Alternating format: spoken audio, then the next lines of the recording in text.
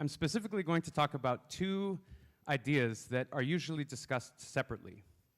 So the first idea has to do with the ethics of life extension on the one hand, and by this I mean the use of medical and scientific technologies to try to radically extend the average human life beyond potentially even currently natural limits.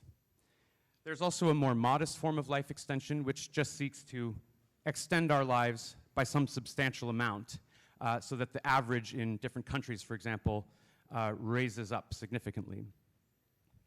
So that's the first idea, and we'll come back to that in a second. The second idea has to do with artificial intelligence, which many people are thinking about now. And the reason why many people are thinking about it is because of the recent release of these large language models from OpenAI was the first and most prominent one. What I'll want to say about this is that these models, you can get them generally from the companies and use them to produce work, if you like. But it's also possible now, and pretty easy, to do what is called fine-tuning on the models. So you can train the models on more specific information, and that can be a specific area of research, for example. But you can also train a model on facts about and writing produced by a particular individual, a particular person. And you can give a model data about a particular person so that the model almost comes to be a digital replica of that person. It can encode their beliefs, their preferences, their values, their writing style. These can also be done in a multimodal way where you can sample their speech patterns. You can create a deep fake of a person where you have a visual representation of them that's melded to this linguistic representation of them.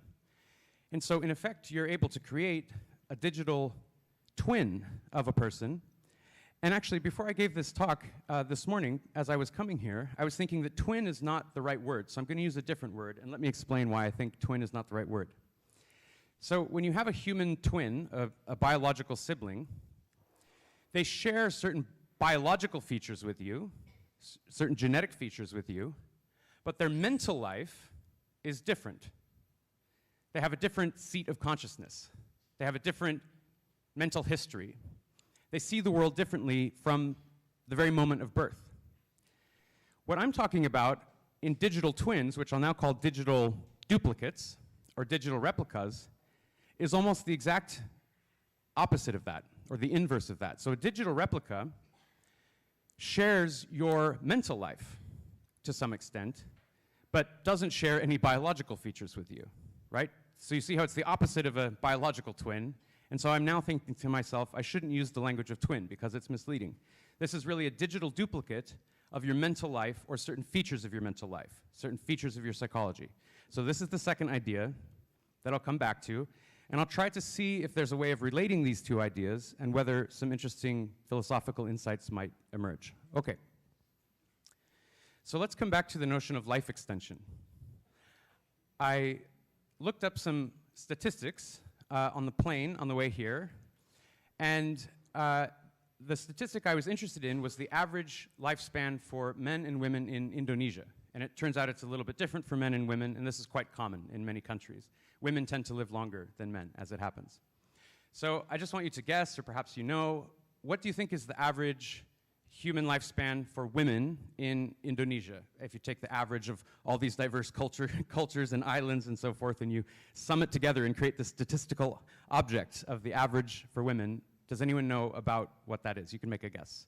Yeah, it's about 70, give or take, a few decimal points.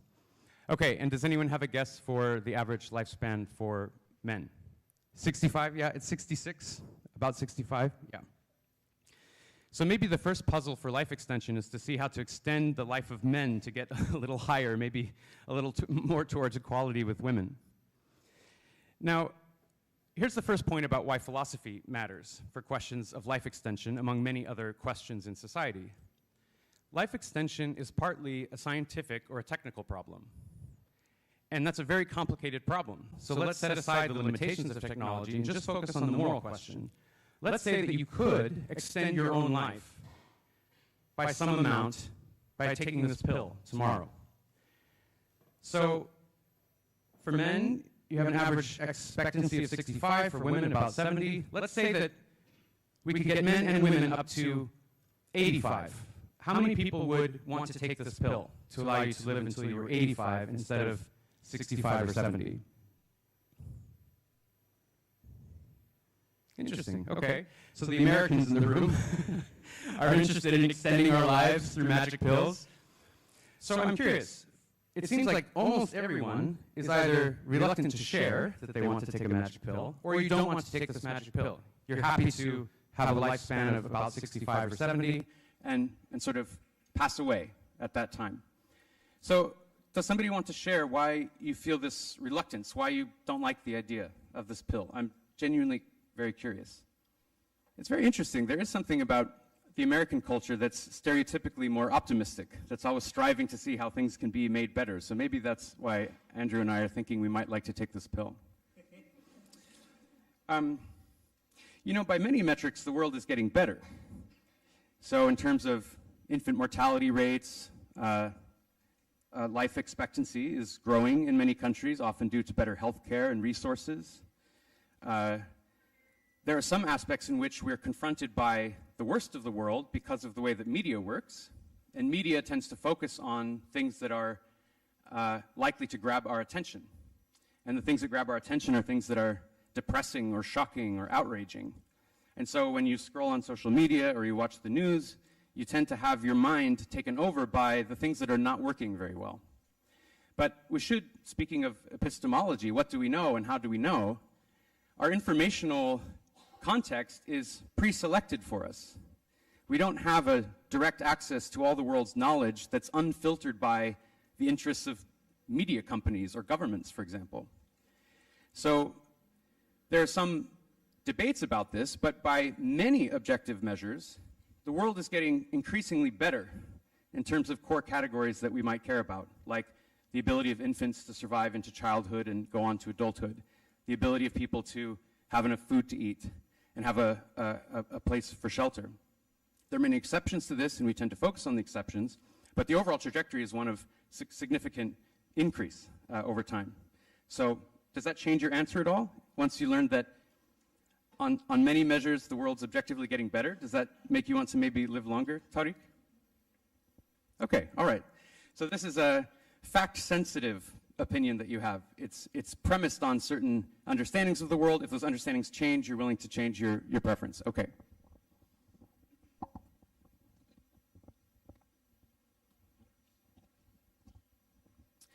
So many governments are investing in research programs to try to extend the human lifespan. And one thing that they have to consider is how much to prioritize those investments compared to other ways they could be spending that money. So one of the ethical questions that I'll be focusing on is the question of trade-offs and alternatives. Whenever we're thinking about how much we should invest in one type of project, we have to consider not just in the abstract, how much would we like to pursue that aim, but we have to think about what are the trade-offs, what are the alternatives. What are we not investing in if we invest in life extension, for example? And one debate that people have about this is whether we should be focusing on trying to extend the lifespan of future generations, because it's not going to happen immediately. Probably in our lifetimes, we're not going to have significant lifespan extension. It might be for the next generation or the next generation. In other words, we're pursuing a technology that if it stands to benefit anyone, it's going to benefit people who don't exist currently, people who will exist in the future. So one philosophical question is, how much of our resources that we have today should we spend on trying to improve the quality of life of currently existing people versus how much should we invest in trying to make the world more hospitable to future generations, to our children or our children's children or our children's children's children. And what's interesting about them is that they don't exist. So it's a real question about how we should shape our priorities. You might think that somehow actually existing people should be given more moral consideration than future potential people or possible people. On the other hand, that kind of temporally constricted thinking can also seem very irresponsible. You know, we could burn through all of our resources and fail to address serious problems like climate change and leave the world much worse for our children and our children's children. And many people feel that we have responsibilities to those who come after us, even though they don't exist. So that's a philosophical question about the nature of the duty that we may have to people who don't yet exist.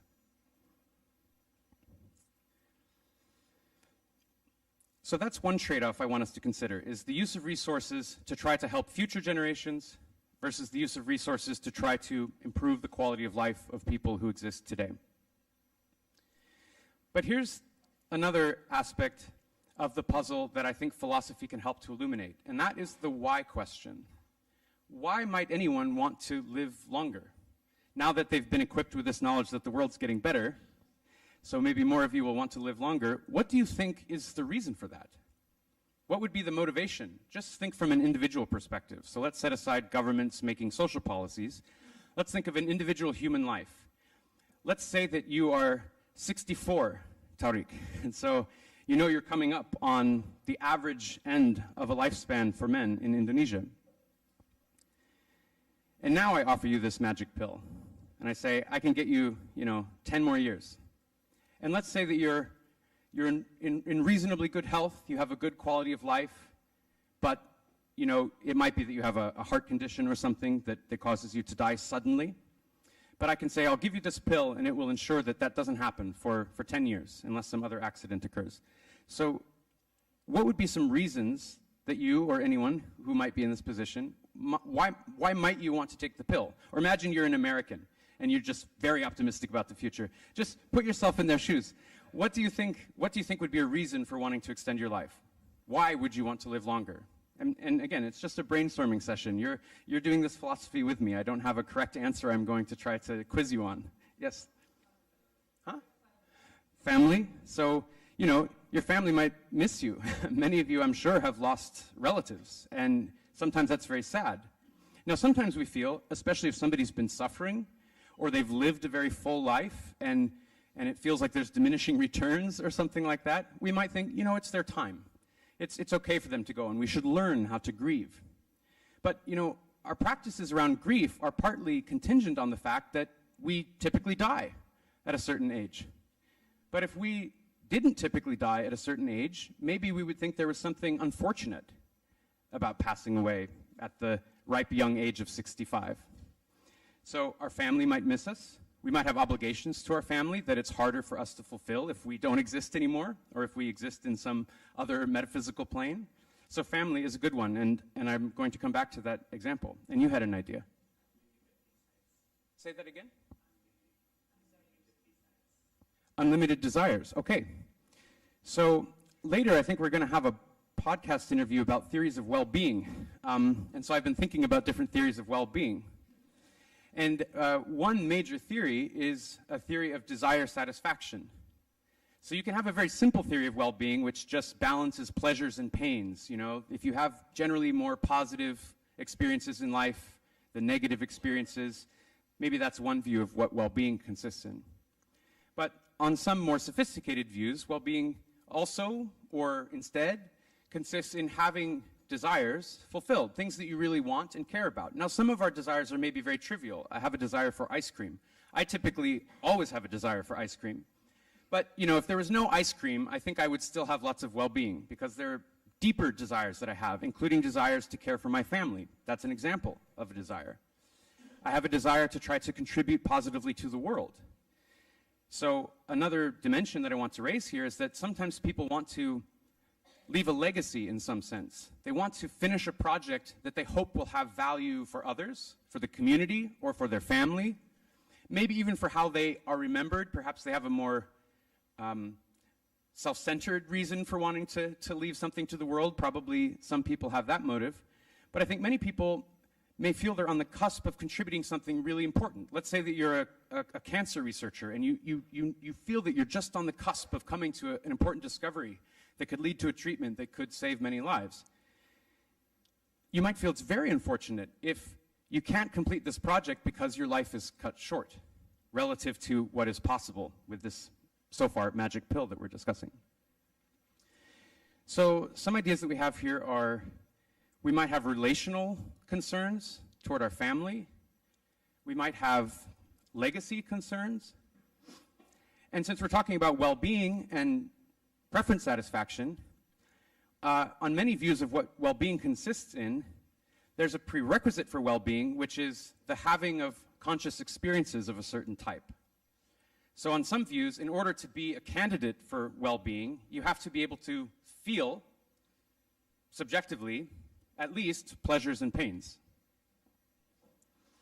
So I'm going to propose a third potential reason people might want to extend their lives, which is simply the continued existence of their own consciousness. They might want to have more experiences. So one example I'll get us to think about is, Halley's Comet returns once in many, many years. I don't know the exact number. And it's this very spectacular event. And maybe getting to experience that subjectively, getting to gaze up on the sky and experience this celestial event, which only happens, once every many generations. If you know that that's going to happen in the next few years, and you're on your deathbed, you might think it's unfortunate that you won't be around long enough to experience this amazing celestial event, just as one example. So, why is philosophy important here? If you have governments that are just investing resources in trying to extend our lives without really interrogating deeply why that might be a good thing to do, or possibly a bad thing, maybe we shouldn't invest our resources that way. But let's focus on possible advantages or benefits of this just for now. When we take a philosophical approach to this question, we start to consider whether there are underlying reasons that are maybe the true goals that we're trying to fulfill. So what I want to propose is, we probably are not interested in just merely extending our biological lives. I don't think that's the ultimate goal. Here's an example. Suppose you're in a coma, a permanent state of unconsciousness, and medical technologies that are very sophisticated can be used to keep you alive, biologically, for years and years and years in this permanent unconscious state. It's possible that somebody with very unusual preferences might have a preference to stay merely alive, but I think most people would feel, if I'm never going to regain consciousness, if I'm never going to participate in relationships with my family again, if I'm never going to complete the important life project that I've been working on and leave a legacy to the world, it's not clear that just extending my life is the goal. So one thing that I think philosophy teaches us about this case is people are probably more interested in extending their selves rather than their biological life. So what's a self? That's a big topic in philosophy. Descartes had some ideas about this. There may be different dimensions or aspects to ourselves. Sometimes in this talk I'll be speaking about our psychological life or psychological features that we have. And there are many science fiction type thought experiments where people have imagined over the years that we could separate our psychological life from our biological embodiment. Now, it's an open question whether that's possible. There are some views of consciousness according to which consciousness can only really emerge from platforms that are very like brains embodied in biological selves like we have today. But some people think that consciousness could possibly be scaffolded on top of some other type of platform, maybe a digital platform. Maybe you could upload the functional features of your brain or your mind onto a computer chip and exist in that form with subjective experiences. But these are very controversial views. So I'm going to come back to the idea of trade-offs and alternatives. What happens when we have to think about a second best option for pursuing a certain goal? And then how does that affect our decisions about how to allocate our resources? So now I'm going to get over to this idea about artificial intelligence and fine-tuning a model to create a digital duplicate of yourself. And hopefully in about 5 minutes you'll see why these are connected. But first I'm going to take a sip of water. 1 second. Okay, so together we came up with this idea that there are at least 3 things that people might really care about when they're talking about life extension. And with my colleagues, we proposed in a paper recently that what people are really interested in is something like person span extension. Not lifespan extension, but person span extension. And it happens to be the case that you can only extend yourself as a person, in a traditional sense, if you extend your biological life. But that might not always be true. Also, you can ask a further question, which is, why do people want to extend their person span? And we came up with some examples. It might be that they want to continue to relate to their families, to meet certain familial obligations, or obligations to their friends or others in their community. So there might be relational reasons why people want to extend their person span, as we call it. There might be reasons that have to do with leaving a legacy. So we talk about having an impact on the world, hopefully a positive one. And then there's this third one I discussed, which is wanting to continue to have subjective experiences, to consciously take in the world, maybe because you want to view a beautiful celestial event that only comes around once every many generations. So by thinking about what we really want underneath lifespan extension or person span extension, we can start to see whether there might be other ways of at least partially meeting those goals that don't involve extending our biological lives. We can think about whether there are alternative policies we might pursue or alternative technologies we might invest in to help us with what the actual goals are, rather than a proxy for those goals. And so now I want to suggest that it's possible that a digital duplicate could help us meet maybe 2 out of the 3 goals that we're talking about. And just to get to the punchline and then build back up to this, most philosophers of technology are confident that large language models do not and cannot have subjective consciousness. So although they can mimic human linguistic behavior very successfully, I'd say the predominant view is that large language models don't have the infrastructure to support subjective consciousness. There's nothing it's like to be, to use Nagel's phrase, a large language model. So if what you want to do is to continue your subjective experience of the world, a large language model duplicate of you, I'm just going to assume, cannot help you with that, because it can't serve as a platform to host your consciousness going forward.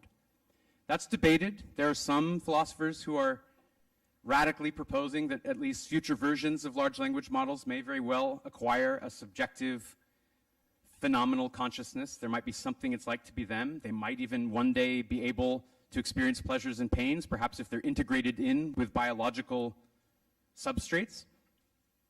But for now, we're just going to assume that one of our 3 goals can't be met with a large language model.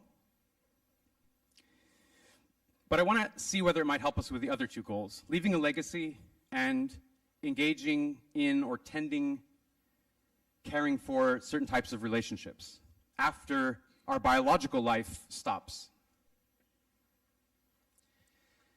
So to tell you about this, I'll give you a personal story. This is a real thing that happened to me, which is that after ChatGPT was released, there were about 2 weeks where I was reading all these news articles of people suggesting that this amazing technology had come out. And I tend to be a little bit skeptical of these kinds of news articles. I'm familiar with the way that hype can often cause us to feel more excited about something than is really justified. But after enough reading of these articles, I thought, okay, I'll try to see what this new technology is all about. So I got access to ChatGPT, and I played around with it for a while, and I thought, oh, this is a significant advance over previous forms of artificially intelligent communicative entities, or chatbots, as I'll say. And I had a housemate named Sebastian Porsdam-Mann, who also happens to be a philosopher who's interested in technology. And he had the idea that we should maybe try to train one of these chatbots on all of my previous publications. Now, I'm very fortunate to have been able to be a writer and a philosopher for over a decade now, and I've accumulated quite a lot of publications. Writing that, because I work in ethics, explicitly encodes my values, my argumentation, my beliefs. certain deep preferences that I have for how the world should go. And so it turned out not to be very technically complicated. We were able to do this with the help of a research assistant. It took about a week. And the way we trained this model is we took the title and the abstract of a published paper, and we put that in as the prompt, and then we trained it to complete on the rest of the paper. So the model starts to learn the relationship between a short description of an idea and how I actually executed that idea on more than 100 examples of various papers.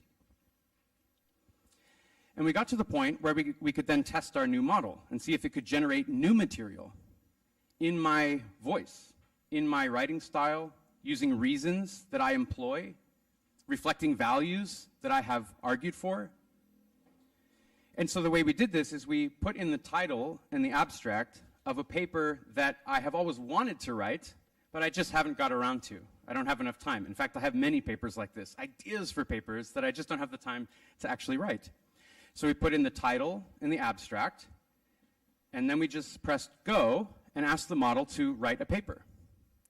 And it had varying success. Sometimes it kind of came up with gobbledygook, and other times it came up with a pretty good example of a paper that might have taken me a month to write, and it would write it in, 1 minute or less. So this was very startling to us, because it wasn't just using ChatGPT to write a paper that sounds very generic, like the average of everything that's ever been published on the internet, which is basically what ChatGPT is trained on, is all human writing that it's been able to get access to for training. Here, because it was fine-tuned on my papers, the last few layers of the neural network were trained on my papers, the writing that was produced sounded a lot like me. But of course, this is basically a chatbot that has this capacity. So I can also talk to the chatbot, and I can ask it questions and engage with it. I can say, for example, what do you think I would want if X, Y, and Z happened? And see what it says. And it turns out it's learned my preferences and my values, so it can answer successfully. So just as one quick detour, I'm going to tell you about a possible use of one of these fine-tuned models in medicine, and then I'm going to come back to this idea of life extension. So after we trained this model, we were very ethically confused, and we thought, should we even be allowed to use this model? I mean, I can write a draft of a paper in 30 seconds that's pretty good. I'd have to edit it and fix it a little bit, but basically I could produce a publishable paper in a very short period of time based on just the abstract, which only took me so long to write. So what we did is we manually wrote a paper on the ethics of using fine-tuned language models to produce papers. So we didn't use the language model to do it. That would have been very meta. We just wrote it by ourselves. And so that was one paper. And we call this an automated, unique content generator or something like that, and it stands for AutoGen. So AutoGen is the name of our fine-tuned model, and we wrote a paper about the ethics of AutoGen. But as we were doing this, I had this other idea of a use to which this fine-tuned model, this personalized AI, could be put. And this has to do with a very common and very tragic healthcare situation. So the healthcare situation is this. Someone gets in a terrible accident, and they come into the emergency room, and they've suffered brain damage, and they are unconscious.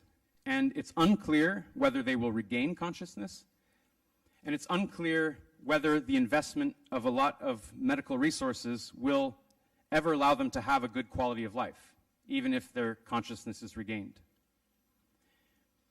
Sometimes in a situation like this, there's a clear medical answer to what should be done. Either it's obvious that you can treat the person and help them restore consciousness and have a good quality of life, and then as a doctor, you're ethically required to do that, unless they have a do not resuscitate order or something like that. Other times, it's clear that the situation is futile. There's really nothing you can do as a doctor to help this person. And in that case, it's unethical to continue to treat them because you're wasting resources to no good end. But other times, it's unclear what you should do. And often, it may have to do in part with a value judgment about how to balance these trade-offs. Investing resources, maybe you'll get quality of life, It's unclear what the person would want. And in the United States, which is a very individualistic culture, there's a clear ethical standard which is called the substituted judgment standard. And the family will be called in to help make this decision, but the family's job is to try to help the doctors understand what would that person want. So you're supposed to make a substituted judgment to respect their former autonomy. And the family comes in and they consult on this and they say, well, based on some conversations we had in the past, I assume that Brian would want every effort to be made to save his life. Or I know, based on some of Brian's values, that he feels he's lived a good life and he wouldn't want to waste medical resources, so he'd want to be allowed to pass away. But many families haven't had this conversation with the person, and so it really is unclear what they would want, and the problem is you can't ask them because they're not available. So this is a real challenge. Now, I recently moved to Singapore, and I've learned that in Singapore and China, and it may be the case in Indonesia as well, there are different medical ethical standards. Often it has to do with a familial judgment about what would be best for the family unit and for harmony within the family as a whole. But what I've also learned is that it's easy to stereotype Western versus Eastern ways of thinking about this situation. You know, Easterners are all interested in communality and groups, and Westerners are interested in individuality and selfishness. But of course, I also love my family and care about my family. I'm not only interested in individual autonomy. And I imagine that Indonesians and Singaporeans and Chinese also care to some extent about what would he or she want. It's not irrelevant to the decision. It's at least one factor that will influence the family decision. So here was the idea about how we could use a large language model. Suppose before you getting in this accident, you train a digital duplicate of yourself on your past medical decisions, on various other sources of writing that reflect your preferences and values. Maybe you even engage in a series of discrete choice experiments where you choose between different options and then the algorithm infers what your preferences and values must be based on the choices you've made. There are various ways you could train a model, various sources of data that you could use, and there's a conversation we could have about those details, but let's just assume you've successfully done this. So now you have a digital duplicate of yourself, a sort of Brian GPT, to use my own example. And now it's the doctors and the family are in the room, but also this little patient avatar is in the room as well, a digital duplicate of the patient. And so it seems like one thing you could do is just ask the digital duplicate of the patient, what would you want to have happen in this situation? And if it's been successfully trained to extract the values and preferences of the patient, it might be that that's an important source of information that should go into the decision-making process. Okay. So we wrote a paper about what we call a personalized patient preference predictor, which we call P4 for short, so that we don't have to keep saying personalized patient preference predictor. And if you're interested in this particular use case, you can look up that paper.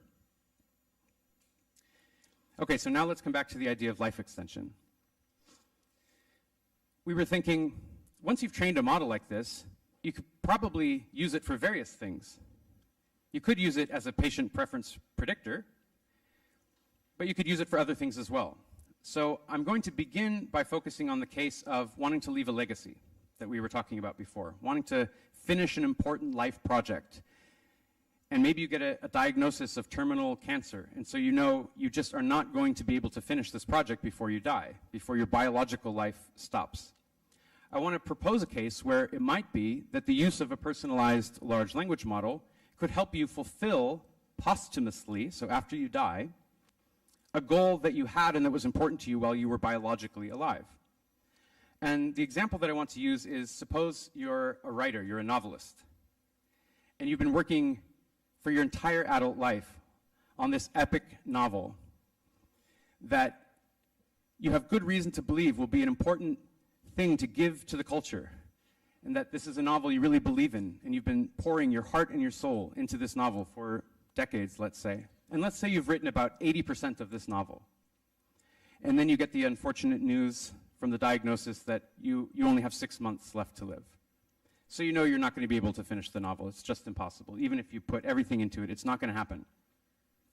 So you use your final 6 months to write a very detailed outline of how you intend the final 20% of the novel to go, how you want the plot to resolve, how you want the novel to finish. And then you train a language model on all of your previous writings. So past novels, the first 80% of this novel, so that the model learns your writing style, your approach to character development, the way that you tend to pursue plot lines, and you can put in as a prompt the final 20% in outline form, so that you constrain the model to fulfilling the ends of the novel in alignment with your intentions. So the final thing you do before you die is you leave a note, a set of instructions to your spouse, let's say, or your family members, that says, when I die, it's really important to me that you put the outline into the large language model, and that's been trained on my past writing, so it knows my approach to writing. It writes in my writing style, and I want you to just press go and complete the novel. And whatever it comes up with for the final 20%, I want you to publish in my name. So I can imagine a few responses, and I'm curious about your take, and I'll wrap up soon so that we can have a conversation together. You might think that the best way of fulfilling this legacy goal would be to write the novel yourself. Maybe that's the ideal. But in this case, the ideal isn't possible. So I'm now thinking in terms of what's a second best option. And I'm proposing that using a large language model that intimately represents your approach to writing and character development and plot lines, that's further constrained by a detailed outline reflecting your intentions for how the novel should go, can at least count as a second best way of fulfilling this underlying goal, the sort of goal that people may have when they're pursuing life extension. If only I could live for another 3 years, then I could finish the novel. But you can't live for another 3 years. But you can train a large language model. So what do you think about this case? Suppose you were a novelist. Would you be interested in using a language model to try to finish this particular life project? Okay, the last example, because I've been going on for a while, has to do with relational considerations, like Rona was raising. So there's now an explosion in the use of what some people call grief bots. And a grief bot is a large language model that's fine-tuned on all the writing, so it can be emails or text messages, of somebody who has recently passed away who you love. And there are a range of views about this technology, but let me just describe sort of how it works and what it looks like for a person. So let's say you have someone in your life whom you love dearly, your partner, your spouse, your best friend, and every day you're messaging with them regularly, sharing your ideas and thoughts and jokes and what happened and so forth. And, you know, they acquire an illness, let's say when they're very young, long before they, in some sense, should die, they die. And you have this sudden aching loss of a person who has been central to the way you live in the world and your daily habits and routines and how you make sense of things. And all of a sudden, you send a text message to them and you forget that they can't reply, that they aren't there anymore. Some people, using this new technology, have responded to this situation by training a chatbot on all of the written material of their deceased loved one, and then they'll, in some sense, continue the conversation. So they send a message, and they get a response that's indistinguishable from the response or a type of response that their loved one would have given. Now, some people might find this to be rather grotesque. Look, if someone dies, what you need to do is simply grieve their loss and move on. They're not coming back. You shouldn't be trying to hold on to them so tightly. But I think that type of response might be a little bit too quick, because of course there are many ways we try to hold on to the ones we love in our memories. Through ceremonies, through looking at their old pictures, through reading their writing. Perhaps we read their old text messages to try to recall them to our memory and imagine what it's like to interact with them. We might have a simulated conversation with them just using the resources of our imagination. So I think it's not quite right that when someone that we love dies, we just try to sort of grieve and move on as quickly as possible. There are ways of failing to grieve someone that can prevent us from forming meaningful new relationships with others. So you can imagine becoming perfectly obsessed with this deceased loved one such that you don't engage with the world anymore. And that seems like there's reasons to think that's probably not ideal. But at least some amount of continued engagement with the memory of the person, I think, is consistent with many people's intuitions of what it can look like to healthily grieve the loss of someone. So one potential use of a large language model is, suppose you know you're going to die soon because you have a diagnosis, and you decide with your partner that you're going to create a digital duplicate of yourself that they can continue to talk with after you die. So,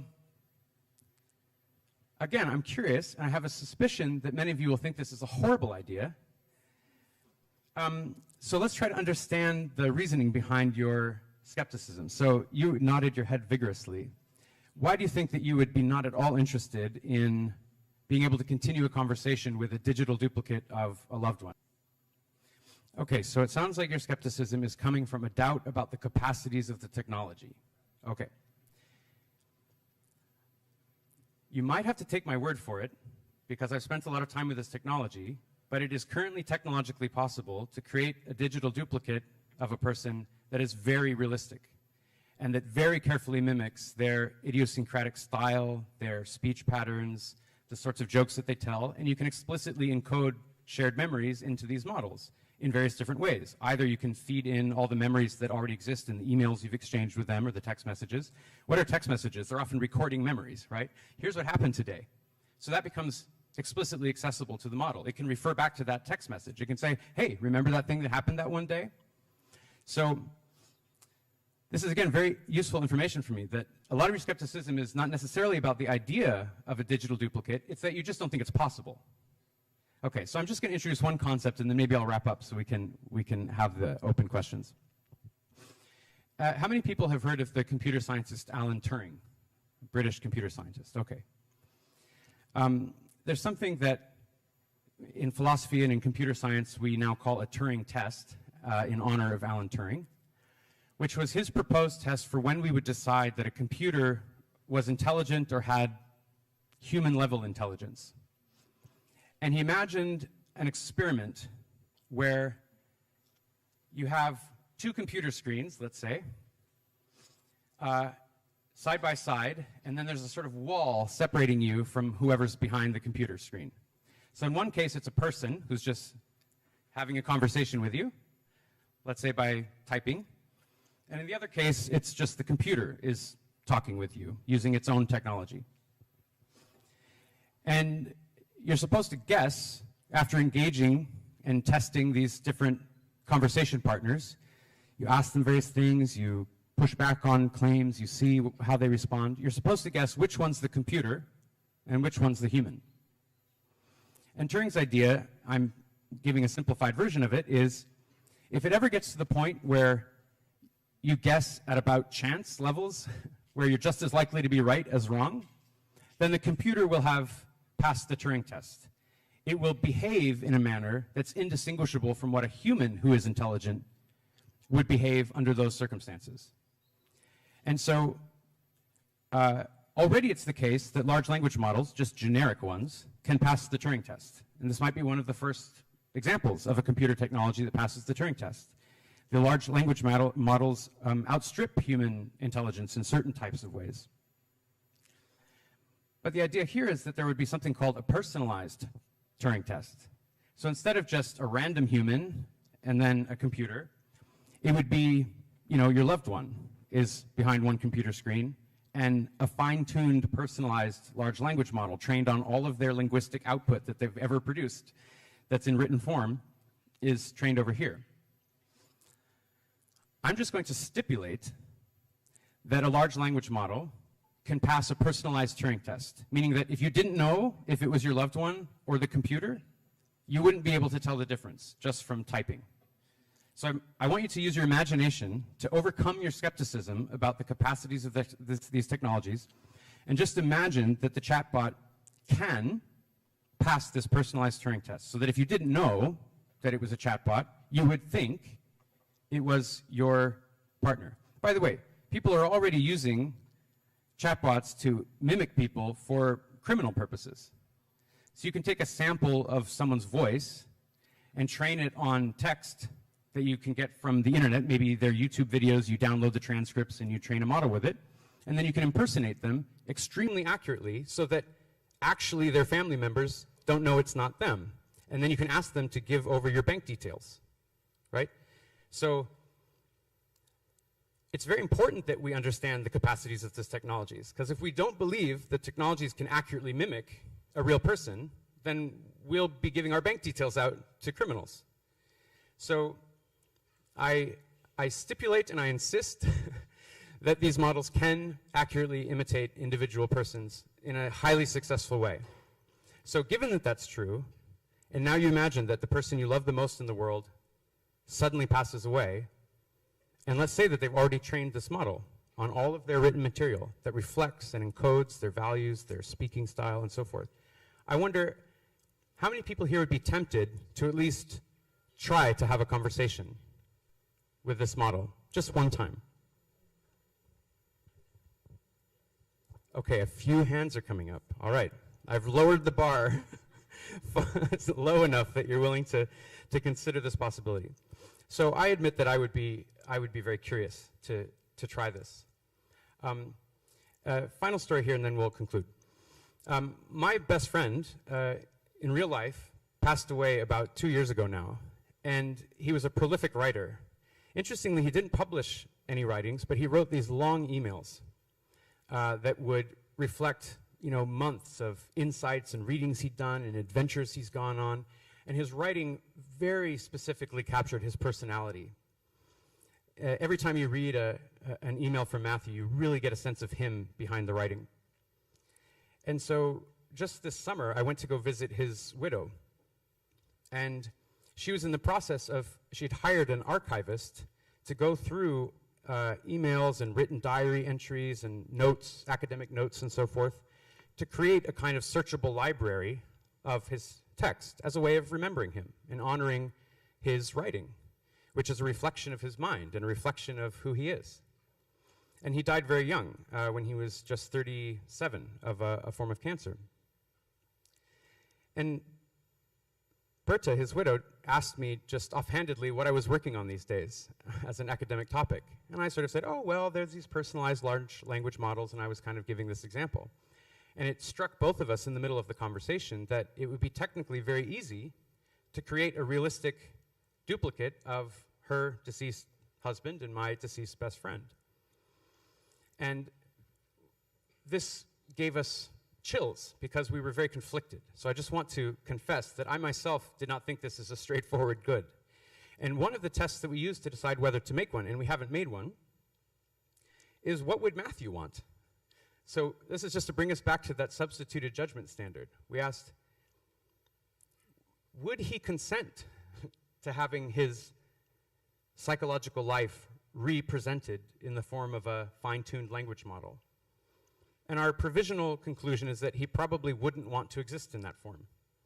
And so we've used that way of thinking as a initial ethical thought for how we might make a decision about whether to create these things, as a minimal criterion, asking, would the person want to be encoded in this form?